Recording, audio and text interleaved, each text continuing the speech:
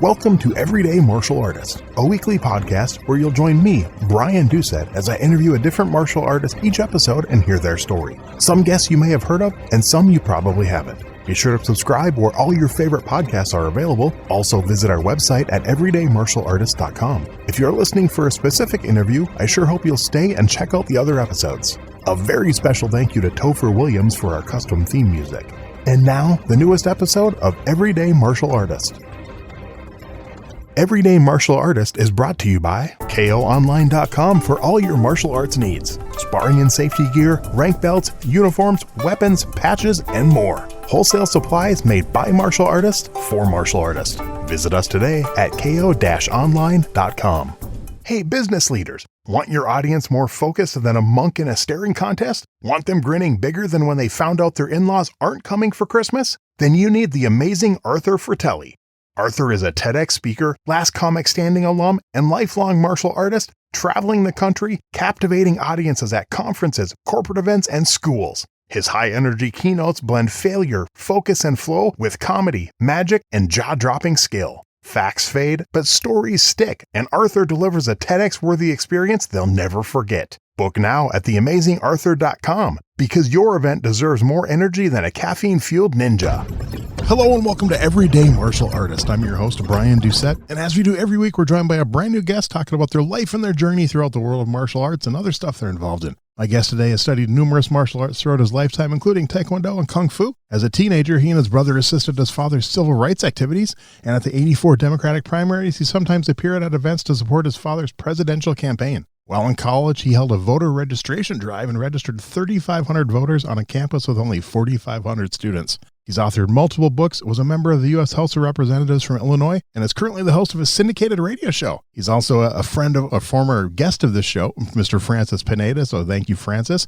Please welcome my guest today, Mr. Jesse Jackson Jr. How are you doing today, sir? Hey, Brian. How are you? Thank you for having me. Hey, I'm doing great. I appreciate this. I know how busy you are. I know you just started the new radio show, which we'll chat about a little later, but I appreciate you taking the time to do this. Not a problem at all. I'm honored. Well, what we like to do with all my guests, I mentioned you've studied numerous martial arts, but I want to know where it started. I want to know where that first interest came from, that first spark that kicked off your martial arts journey. So when I was growing up, I was born March 11th, 1965, so I'm coming up on my 60th birthday, God willing, just Nice. about 10 days or so away. And my father used to have a Saturday morning forum here in the city of Chicago. And that Saturday morning forum has been consistent for more than, almost 60 years. Wow. Practically since I was born. And his theological theory was that the church really needed to be engaged in more civic activities, including politics.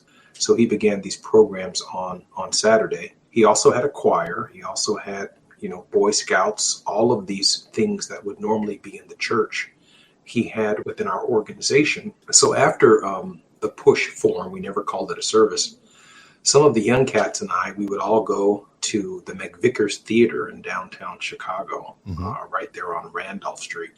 And for $1.50, we could watch 3 movies all day long. After the forum.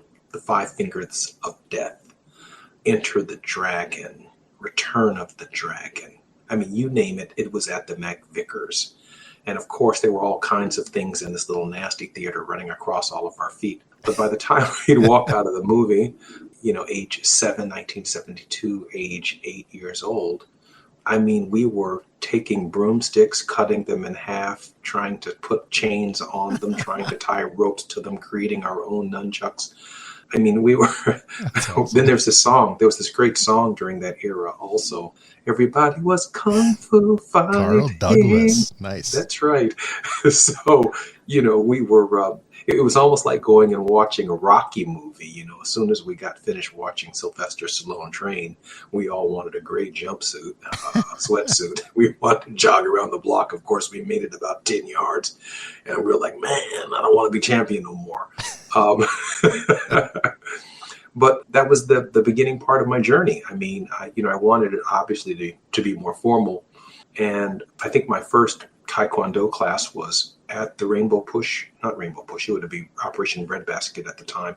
It would be the Boy Scouts. And we had some instructors who were older men who had come back from Vietnam. And they were training us in Taekwondo. And I think basically everybody had a white belt. The day that we got our gis, that's what they called them back in the day. Now they call them uniforms. Mm-hmm. Back when we got our gis, everybody had on their white belt. We were chopping and totally undisciplined, but it was the beginning of a long journey that that culminated in some even better movies, and then a deeper philosophical and purposeful love of the arts themselves. That's actually interesting that it was the Boy Scouts, because my son, when he was in Boy Scouts, I mean, this would have been, he's 26 now. So this, when he was, 13, 14, 15, they're always looking for, people to come in and do demonstrations. And I actually offered to do martial arts demonstration, and they were completely against it. Oh, it'll encourage fighting in the boy. I'm like, no, it won't. And they would not let us do it. They did not. That's very cool that your first taste of that was through Boy Scouts. Cause at least in the area I'm in now, in the, mid 2000s, they did not want that at all. That's interesting. Yeah, That's interesting. very. As soon as you said that, my ears kind of perked up. I mean, like, if you didn't have a scout troop in the early 70s without martial arts, you were really missing something, because some of them did devolve into moments of competition. But Jhoon Rhee, who was one of the innovators of safety equipment for the martial arts and Taekwondo and point fighting, really transformed the martial arts experience. I had not met Jhoon Rhee at that time, but when I did go to high school in Washington, D.C. between 1980 and 1984, who could ever forget the legendary commercials, "Nobody bothers me." Yep. Right? Nobody bothers me, nobody bothers me, nobody bothers me. And in 1984, I have this picture that I had forgotten I had of my father watching the election results in Washington, D.C. with a number of people in a hotel room. And it must have been about 5 years ago when I looked over and said, wow, that's Grandmaster Jhoon Rhee. He was there with us in 1984. Wow. And I was so proud of that picture, and I still remain very proud of that moment and my wonderful relationship with him. That is cool. So that first school you started training at through the Boy Scouts, how long did you roughly stay there? And once you started training there, what was it about it? I mean, you obviously the movies or what got you interested, but once you started it, what was it about you that drew you in, made you want to keep going? Well, that's all it was about, was the movies. Okay. Nice. I mean, the movies made it seem like it was so natural, right? And so less necessary of the actual discipline of the arts themselves. And even in the Boy Scouts, I'm not so sure that martial arts was taught at a philosophical level. It was more taught at at the level of control, of how to position your feet, how to position your arms. I mean, it was really, really about self-defense. Okay. And maybe 4 or 5 months of that consistently. And then I was like, I'm tired of this. Okay. I'd rather go back and watch the movies, right? I still had my gi, I still had my little white belt. And I think the class itself just kind of devolved or absolved, or whatever the word is I'm looking for, where it just kind of went away. When I was in the 6th to the 9th grade, I was in military school in Rolling Prairie, Indiana, at Lamont Military Academy, which is now closed. But in that particular school, I studied wrestling, which was, fascinating, and had a very, very good record. I was looking at my yearbook between the 6th and the 9th grade for my record in wrestling. I was particularly proud of that, at about 135, 145 pounds. Then I also studied fencing at Lamont Military Academy. Father Calhoun, God bless him and God rest his soul. I was the under 16 state champion of fencing in Indiana. Nice. And my knowledge of fencing, the parry, the counter parry, the riposte, and the grappling of wrestling began to transform my thinking about martial arts from an arm's length or even a leg length system to the entire system of this is where the fight starts. Then it becomes some kind of Wing Chun, some kind of infighting, and then it ends up on the ground, and then it ends up in submission. And that was a 20-year journey, because it didn't start out that way in Taekwondo. it's a lengthy process, and it's a life process, and it's a life journey. So at the time when you were studying fencing at 6th through 9th grade, had you known yet, or had you read about that Bruce Lee used to do fencing, or did you learn that later? I did learn it later, okay. And then I kind of put the pieces together. Nice. And I wish I could do the cha-cha. I wish I could dance. I wish I didn't have two left feet. But I certainly understood the idea of the post, which is just extending the saber or extending the foil. Mm-hmm. The parry, either left or right. The counter parry riposte, which is like wrapping your blade around another person's sword and then extending. And so I could see how without the sword itself, that the arms themselves could be substitutes for swords. Not that they were cutting and there was cutting techniques, but that the bong sao and the lat sao, these concepts matter, and they are fencing concepts, even though the arts themselves may predate the idea of fencing. I can see how they all integrate into the same system.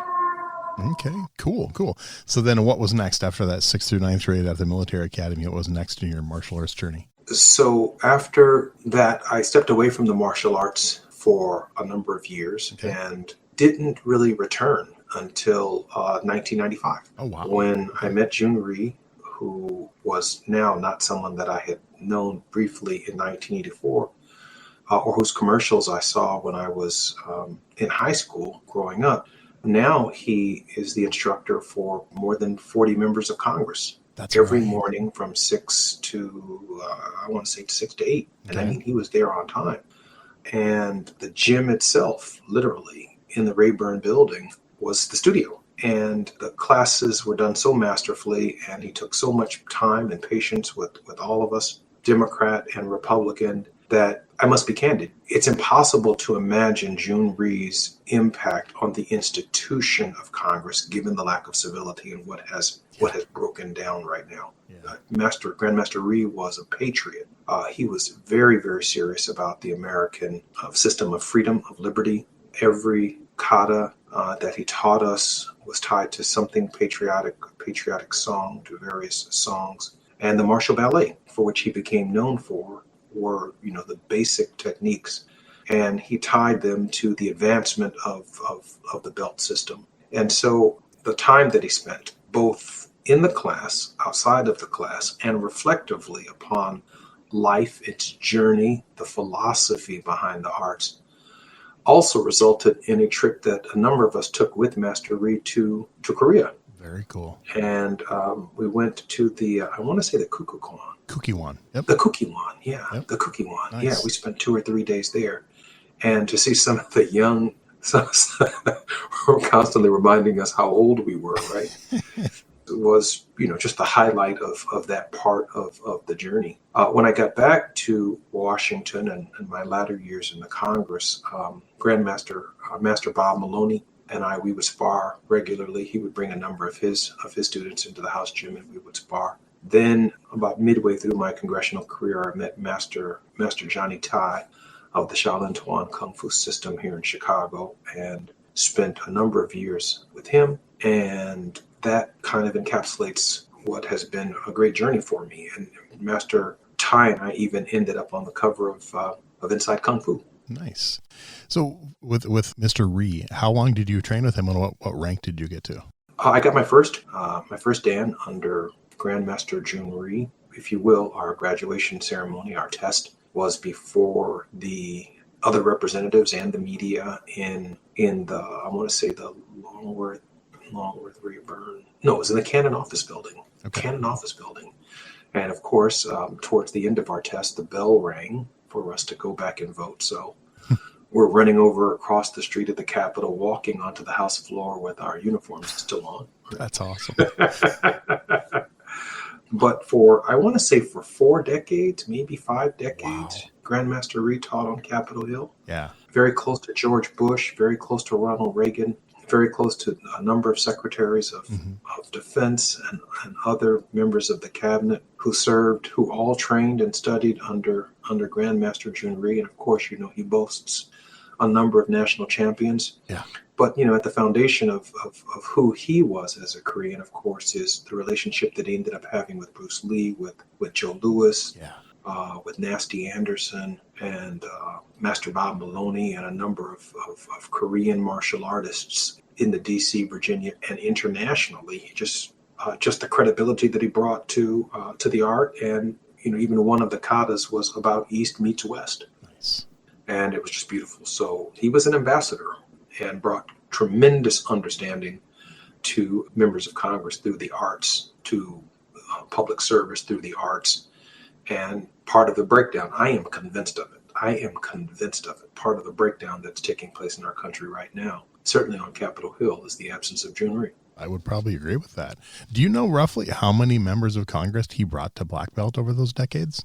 I want to say maybe, I can speak to the maybe dozen or maybe 24 that were there while I was there, that he may have elevated to black belt. Plenty of greens, plenty of browns. Of course, there's a consistency in the training that if you don't get up in the morning at 5:30 and you're not there by 6, Master Rhee's on his way back to Virginia by 8 o'clock. So requires some dedication, and he insisted upon dedication. But then there's some who advanced, fairly quickly. Some members of Congress are just extraordinary athletes in their own right. And then there are some of the other guys who earned their degrees. Yeah. But they were older guys, and they were fluent in the systems that Master Rhee had taught them. Wow.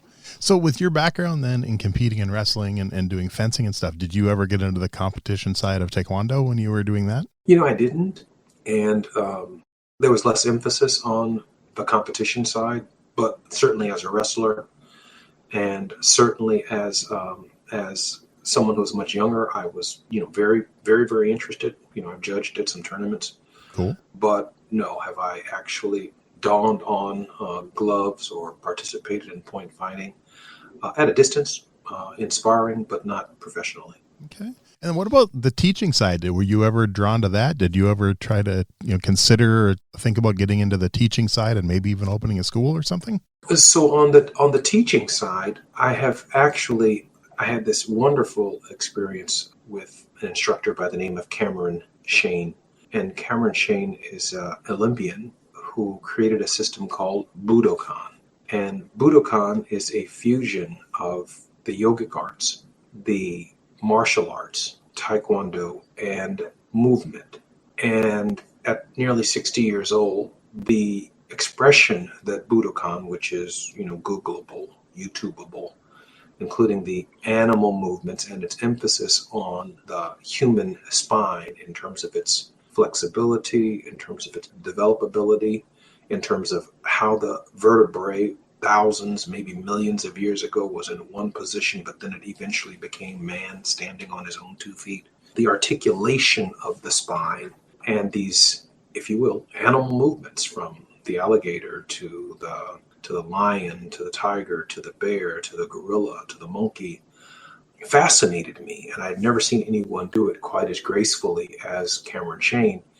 And so, yes, I would have given some consideration to it, but at 60, my lower spine just isn't what it used to be. But if I could get back into the arts, it would be, again, the fusion between the martial arts, the yogic arts, the animal movement systems, dance, and fencing. I think I would mix the martial arts in that way, not necessarily in that order, but all of the elements, I think, matter to human movement. And the older I get, the spine begins to take its own articulation. You see older people kind of osteoporosis, they begin bending over. Yep. But Cameron would tell us that we must pay attention to intention. And that's true in the arts. Pay attention to intention. Or Bruce Lee might say it this way. He might say that a person signals or telegraphs their intention before they even lift their arm or their feet. Right? Before they even strike a blow, you can anticipate. You can also disarm their intention. The art of, if you will, fighting without fighting. Yep.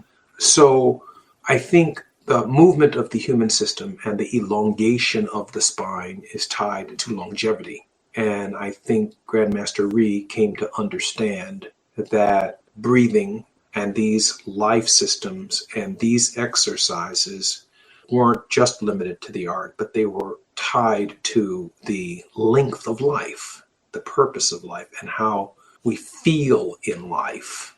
And that's why I think at the core of instruction isn't just necessarily the route that I took, that you're fascinated by movement, movies, and the kind of, how shall I say it, the kind of theatrics that came from the early martial arts, which at that time, no one on earth could have told me, hey, that's a trick photography. Look at that guy flying across the room and kicking 20 people.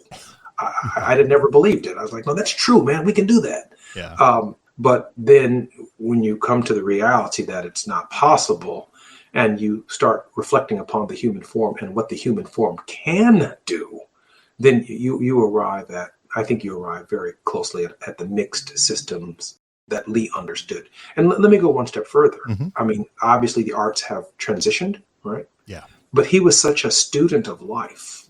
Part of the tragedy of his early death is that we never truly get to see the potential of what he could have evolved to. Definitely. With his understanding of the human form and human movement. But what we can say, since we can't even duplicate what he did, is that he was so far advanced. Yeah.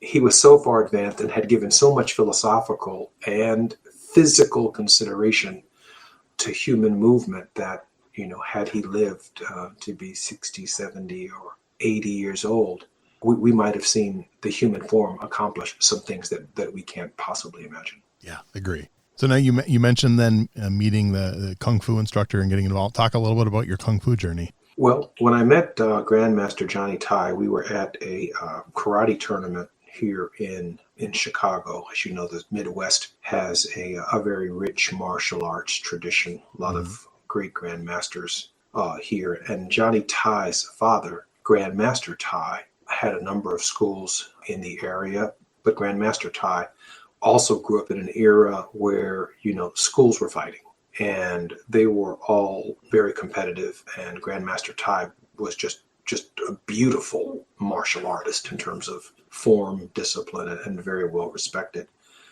So I met Johnny Tai, I must have been 1995, 2000, sometime around 2000, 2001. I'd been in Congress for 5 years. I had been studying under Grandmaster Rhee. And Kung Fu, before I met Cameron Shane and introduced to Budokan, was an art that allowed me at that age to be able to manipulate parts of my body where I could actually feel the pain bodies. It's easy in some disciplines, especially Taekwondo, where even though you're punching consistent with the system, or you're even your front kick, your side kick, roundhouse, all of the kicks can be consistent with the system, but you still don't experience, or your body adjusts to what I call the pain bodies. That is, everybody has some pain in your shoulder, some pain in your lower back, some pain in some area, but you can become so used to the pain body that you don't exercise it anymore or any further. And so when I met Johnny Tai and I saw his movements, his crane movements, his monkey movements, his ability to maintain his posture and form at very, very low levels and still be effective with his punch and with his kick, I said to myself, I want to get down there, man. And Kung Fu, might be the right transition for me. And I hung in there with Kung Fu for about 8 years. Nice. I was able to achieve a black sash in Shaolin Tuan Kung Fu under Master Tai. Kung Fu, Inside Kung Fu magazine took interest in it, did a 5-page spread on us. And I was realizing at that point also that I think I was getting too old to get down there like that. I mean, it was really hurting. Yeah. So I came to the idea that, at my age, I need Bikram yoga. And some hot yoga, some methylate, and some Vicks Vapor Rub around some parts of my. I get that. around some parts of my body, and a Tiger Balm. Yes. We need something. And Johnny Tai had his own. The Tai family has their own mixture of Tiger Balm. Oh, nice. Some concoction they put in a big 2-gallon thing with looks like cinnamon sticks in it. But when you open it, I mean, woo! And then he rubs it on your shoulder, rubs it on your arms, and it really does penetrate and give great relief. Nice. But I think you just have to be careful with manipulation of your body because it takes time now, right? I mean, it takes time to get in shape. And I've got a 22-year-old son, and when he says, "Hey, Dad, let's go play basketball," I'm like, "Yeah, I can beat you. Yeah, I can beat you." But like, it's the next morning. Yeah. It's the next morning that has you crippled for 2 weeks. Yeah. And so you're feeling everything. You're like, well, I did my best that one day, but so you're a little more careful now. So did you ever get into any weapons training at all over your martial arts career? No, not really. No, not really. I have collections of weapons. Okay. But I've never had any formal training in weapons training. Do you have a favorite that you have in your collection? I have plenty of nunchucks, Nice. right? I mean, but they're all wooden. So like, the one wrong move hits you in the back of the head, right? Oh, yeah. Oh, yeah. I have some poles Okay. that are really, really cool. And I would obviously welcome any basic instruction in the use of any of them. Okay. Interesting. Yeah. Yeah. And I've been lucky. I think every instructor I've been with, but one has it in some type of weapons training. So I've probably been doing weapons training most of my 40-year martial arts career. So in Osantu and the I want to say the Kinpo sticks. Yep. Yeah, the Kali sticks, the Eskrima the sticks. Kali sticks. Yep. Yeah, that's it. The Kali sticks. Kempo uses them too, so I get that. Yep. Yeah, the Kali sticks. Yep, I have a set of those. The use of that from Inasantu is obviously just masterful, but I would want to be taught by a master. Yeah, I've never met Dan. I've interviewed his daughter Diana has been on the show, and her husband, his son-in-law Ron Balicki, who actually has some Eskrima sticks named after him. He's got a signature pair. Oh wow! So yeah, they've both been on the show and stuff, and yeah, those are fun. I first time I saw the sticks was in the movie The Perfect Weapon with Jeff Speakman. That's actually what drew me to Kempo, was seeing that movie, and that's when I went and bought a pair of the sticks, and of course had no idea how to use them. In my Taekwondo school that I train at, that's my core system. We actually use a shorter version called the Dan Bong. But they're about probably half the length of Eskrima sticks or Kempo sticks or something like that. So it's a little different technique and whatnot, but still fun to play with. I have nunchucks too. My favorite weapon is actually the tonfa. It used to be nunchucks, but I love the tonfa now. That's become my favorite weapon over the last probably decade. The tonfa. Yeah, it's like the side handle baton, like that police use. But it's a little more traditional. It's not round like that. It's kind of a little more squared off, but it's I enjoy that one. I've had one for over 30 years. It's really become my favorite in the last decade. So kind of fun. So in the intro, I mentioned that you've written some books. Have you ever thought about doing any type of martial arts writing? So if I did, it would all be philosophical. I mean, I don't think that, obviously the older you get, the more reflective and thoughtful about movement you give to the arts. And it doesn't start out that way. I mean, I wish there were a way in which paying attention to intention were taught at the youngest of levels, because that life lesson in and of itself is its own thinking system to undergird any human movement, whether it's ballet or whether it's Eskrima or whether it's hip hop or whether it's break dancing or whether it's classical dancing. The movement of your partner, the ebbs and flows, the offense, the defense, the recovery, movement matters. And so I think if I would have understood the arts at the most philosophical level, almost, and I'm no big fan of this because of the root basis of how Bruce Lee came up with an idea, and for obvious reasons, it wasn't sold properly in Hollywood, and Hollywood confronted its own forms of discrimination that David Carradine ended up playing the role of Kung Fu. Yeah. But the idea that there was a reflection in the movie and in the series with the origins of Cain in the temple, and then the manifestation of the thought in terms of action as he continued to look for his brother throughout America at that hour, Right. right? So I think that not all instructors are the same. Mm-hmm. Not all instructors teach the very same art the same. Not all of them are at the level of a philosophical or the life lessons that some of them themselves have not learned. And they may be fantastic martial artists by one standard, Right. by the standard of being able to whoop somebody's ass, right? But on the other hand, they're the worst teacher in the world. But they have a big school, and they're making a lot of money, and they have lots of trophies sitting in the window, which entice the parents. But Master Rhee put emphasis on respect. He put emphasis on bowing. He put emphasis on acknowledging one's limitations. He put emphasis on patriotism. He put emphasis on unity. He saw the martial arts as a vehicle by which people can come together and communicate, not as a vehicle by which people became estranged, dividing themselves into schools and to different schools of thought. And my school is better than your school. I mean, to the extent that it became that, I think Grandmaster Rhee was disappointed. Yeah. And I think Bruce Lee was disappointed.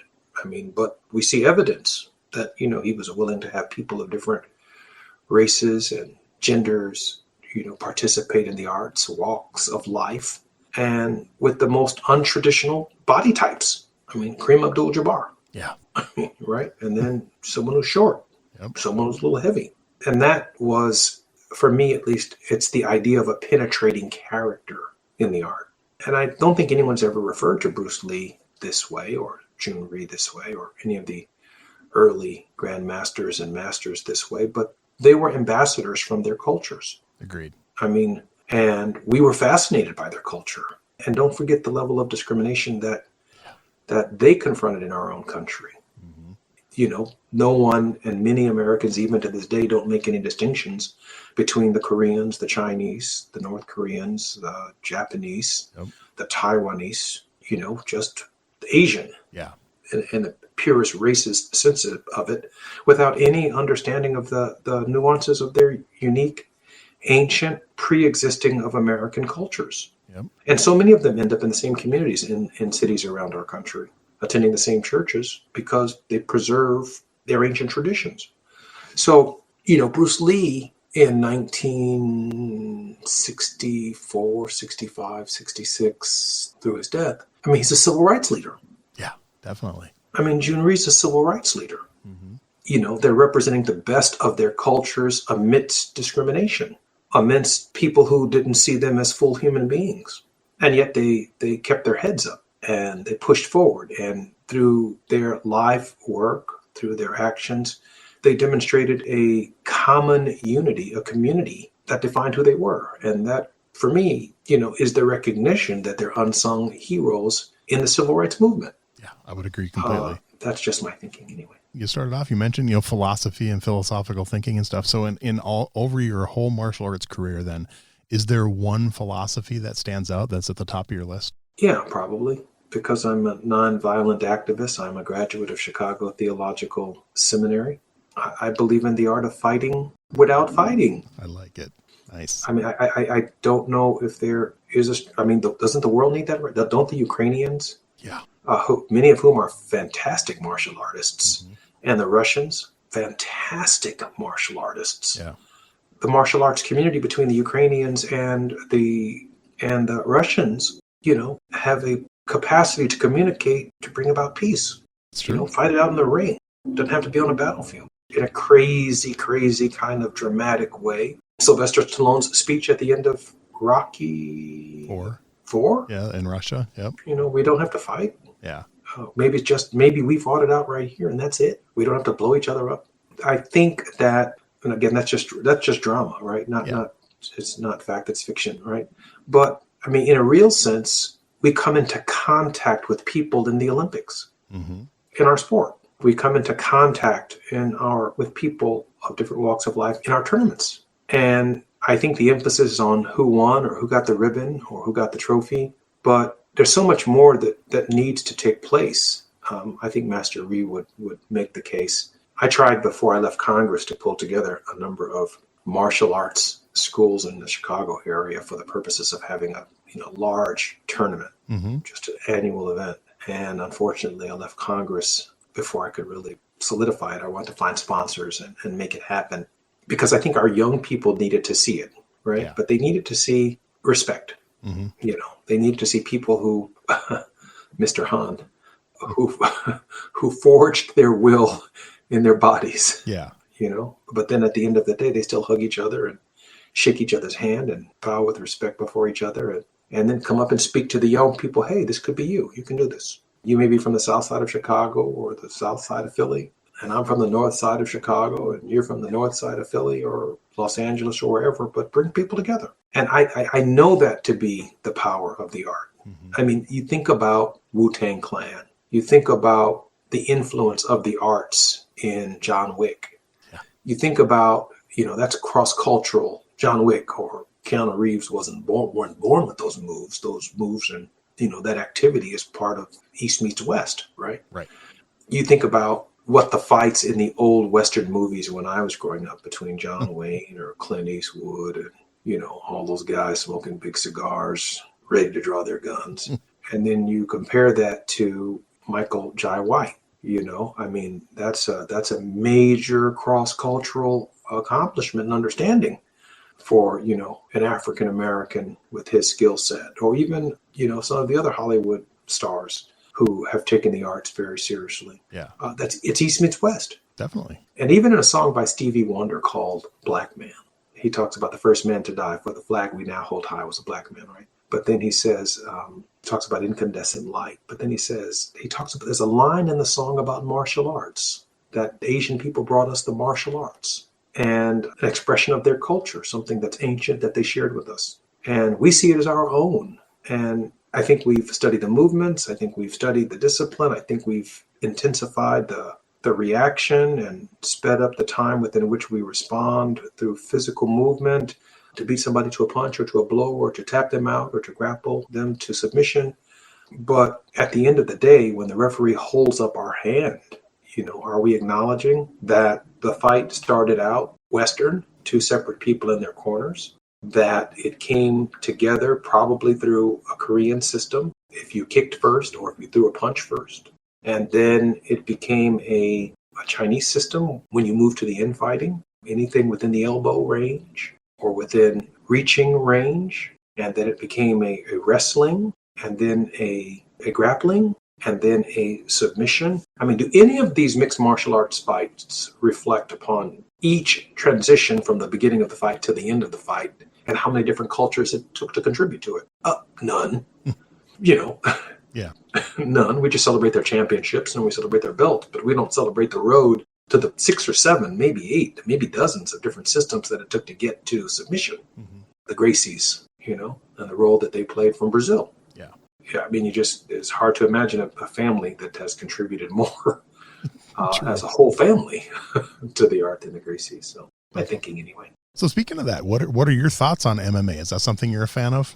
I'm a big fan of it. Oh, nice. I'm a big fan of it. It's pretty brutal sometimes, but, you know, Yeah. I'm a big fan of it. And I don't want anyone to get hurt. Yeah. I mean, it will change if someone does. I mean, and there have been some pretty brutal beatings. Yeah. I get it. Unfortunately, I there get have. I used to judge local MMA in the area, and I've unfortunately seen a few bad injuries over the years. So Yeah. So, man, that's not the point. Right. Exactly. I mean, when I was growing up, that wasn't the point. I mean, but, you know, for some people, it is the point. Mm-hmm. I think we need less of that, by the way, in the society. I would agree. How about then throughout all your training, your worst martial arts related injury? Oh, wow. I've had a dislocated shoulder. Yeah.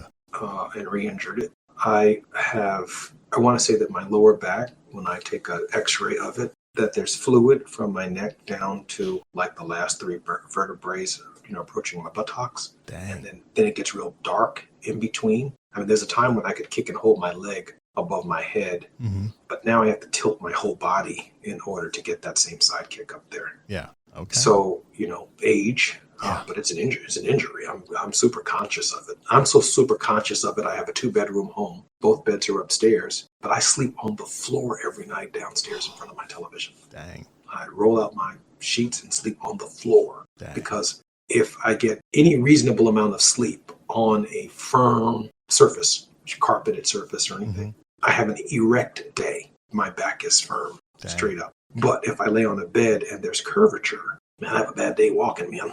Okay. It takes its toll. Yeah, definitely.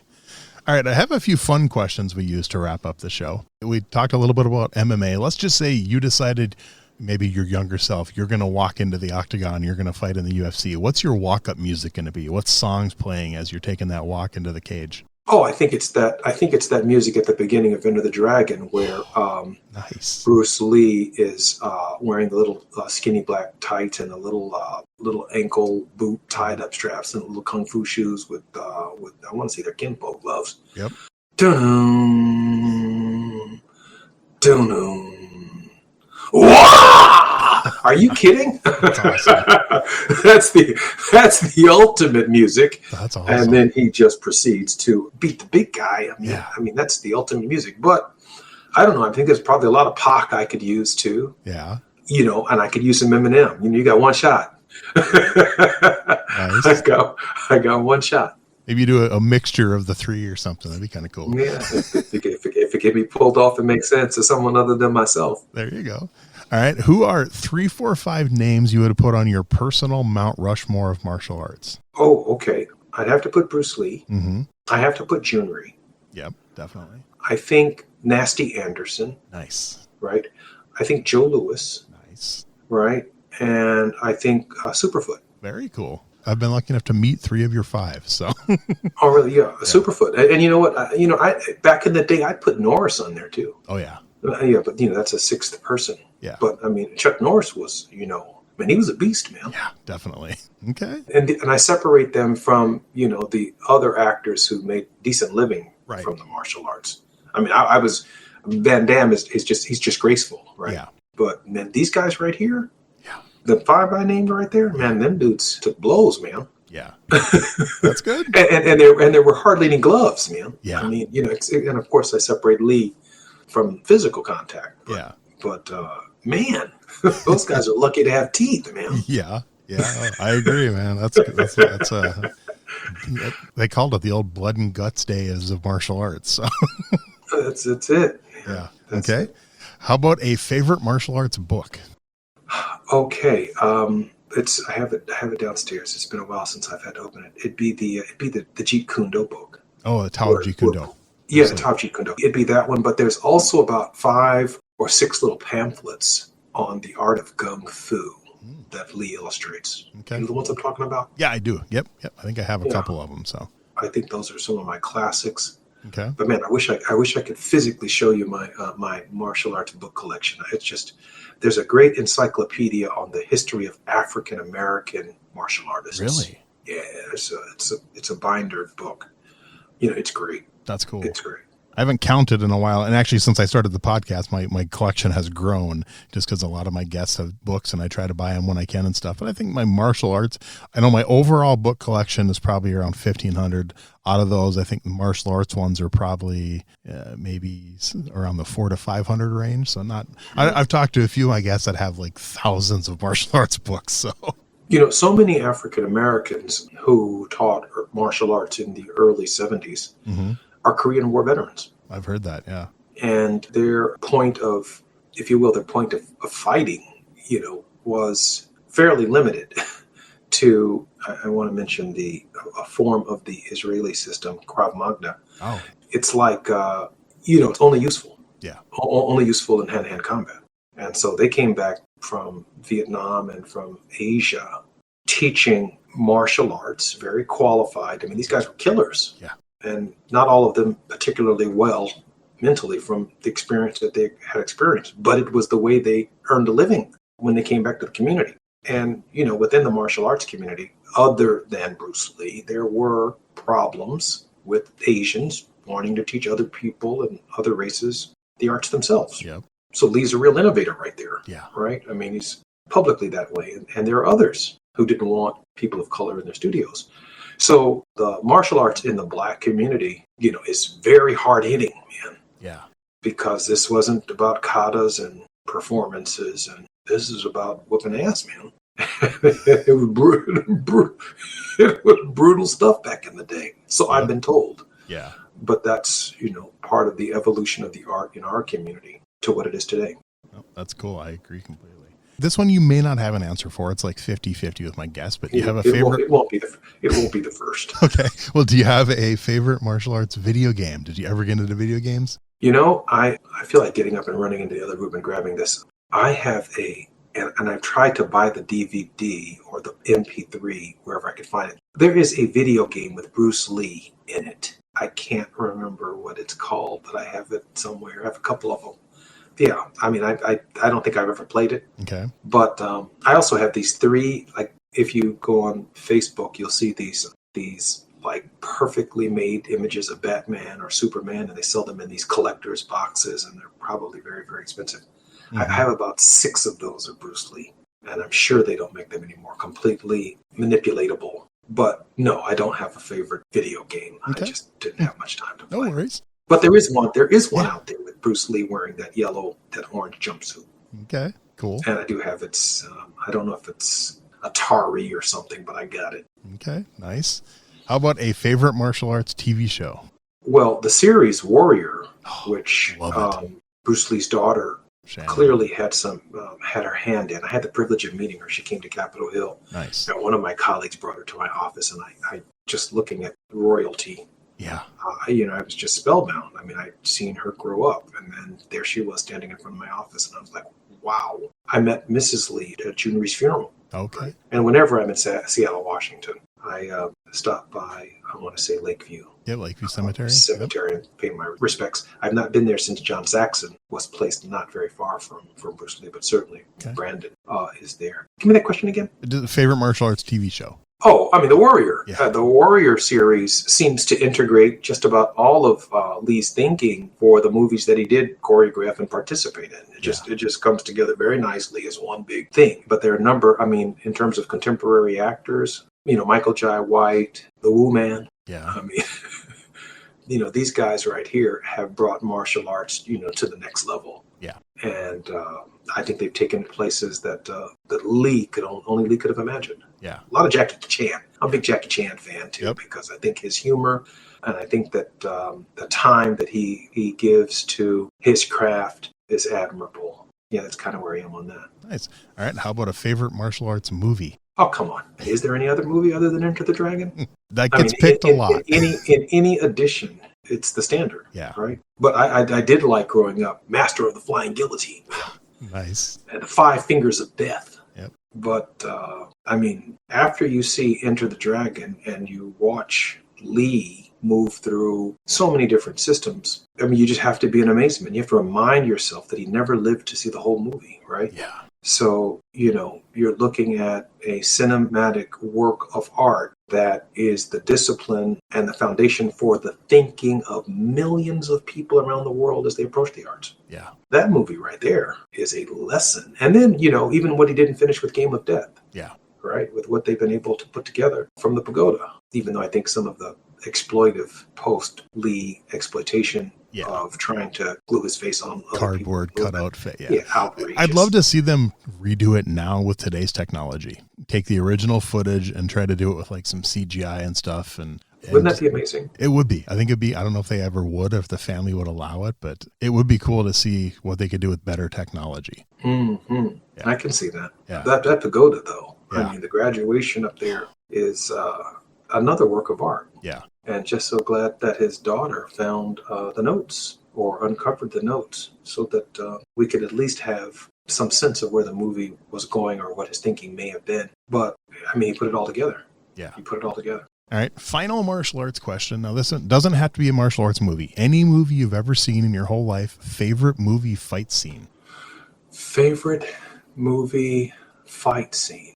Is there anything that I don't want to be repetitive here because I watch a lot of martial arts movies, but has anything come close to being in that dungeon after Jim Kelly gets killed? Yeah. And Enter the Dragon? I think that one and then the fight scene in Way of the Dragon with Chuck Norris are the two that are probably picked the most. Is that the one in the Coliseum? The Coliseum, yeah. Those two are picked the most, I think. Yeah, I think that one in the Coliseum is something. And, I had the privilege of meeting Bob Wall, Nice. Master Bob Wall at Jhoon Rhee's funeral. Everybody was there. I even took my father there, and the whole crowd recognized.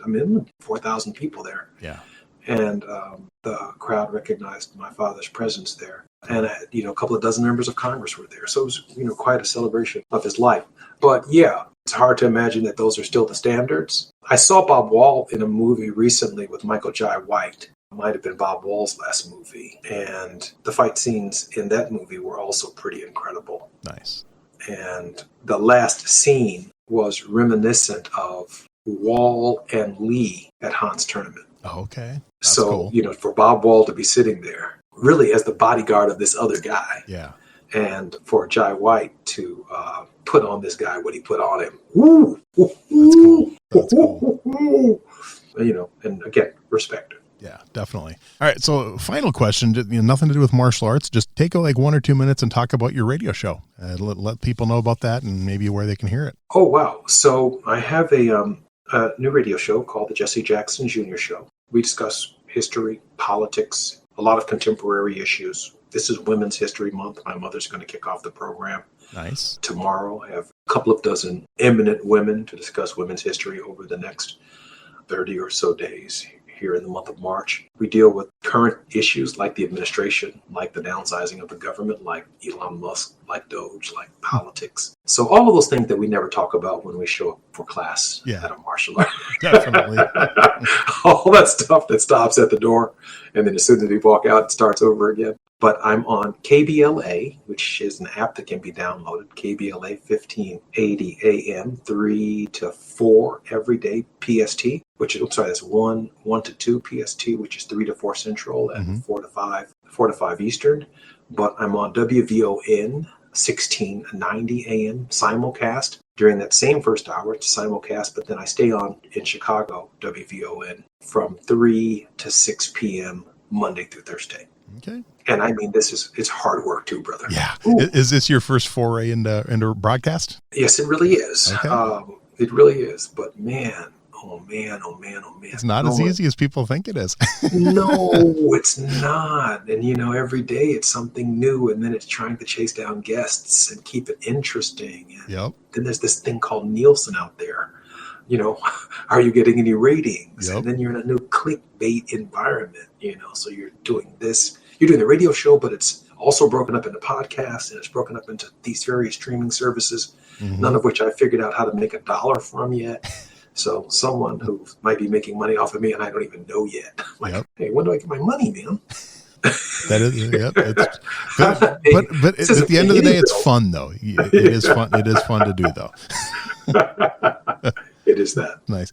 Well, before I let you go, sir, is there anything I forgot to ask you or last minute stuff we want to get out there before we wrap it up? No, I mean, I think that I want to say that I think that arts themselves are inherently an ambassador to different cultures, and we already embrace them. I mean, you can't embrace them and on the other hand say that we don't want to have anything to do with it. When we think about capoeira, when we think about the Brazilian systems, when we think about South American expressions of the martial arts, when we think about men and women coming to our borders under very difficult circumstances, martial artists have a role to play. When we think about international diplomacy between North and South Korea, martial arts, in terms of soft diplomacy, have a role to play. When you think about Europeans and Ukrainians and Russians, martial arts as a diplomatic system, and not just as a sport, but as a cultural system, has a role to play. And I think that every martial artist has some responsibility to move the principles of their systems to the practice in a society. It was awful. It was awful during the COVID for, the COVID to be called Kung Flu. Yeah. That was awful. Yeah. And the martial arts community should have stepped forward and said, we're going to push back on that racism. Kung Flu, I mean, our art systems as a tool of hatred or as a tool of blame, that's not who we are. Agreed. But did you see a lot of martial artists pushing back? No, they laughed. And that's not who we are. Right. And so I'm a Christian, but in a real sense, my Christianity manifests itself in movement. Every day that my heart beats, it manifests itself in movement. And my movement is not occidental, it's oriental. So my Christian movement, how I move my body, how I exercise my body, how I use my body, is profoundly influenced by the oriental, not the occidental. That's how I practice my Christianity. My Christianity is part of my movement. My body moves in these systems as a Christian. I like it. And that's what I wanted to add. Cool. Well, sir, this has been so much fun. Like I said, I know it's something we were trying to do for a while, and I'm glad it finally worked into our schedules. But it's been so much fun getting to know you and learning about your journey, and I think the listeners are really going to like this. Thanks, Brian. I appreciate you. Anytime, brother. Thanks for listening to Everyday Martial Artist. We hope you will join us every week for a brand new episode with a different martial artist telling their story. If you enjoy the show, be sure to leave us a review. Also, be sure to check out our website at everydaymartialartist.com. There you can find all of our episodes and contact us to suggest guests and ask questions. Again, thanks for listening to Everyday Martial Artist, and we'll see you next week. This podcast is a production of Unfiltered Studios. If you would like to know more about joining Unfiltered Studios, please visit our website at unfpod.com for more information.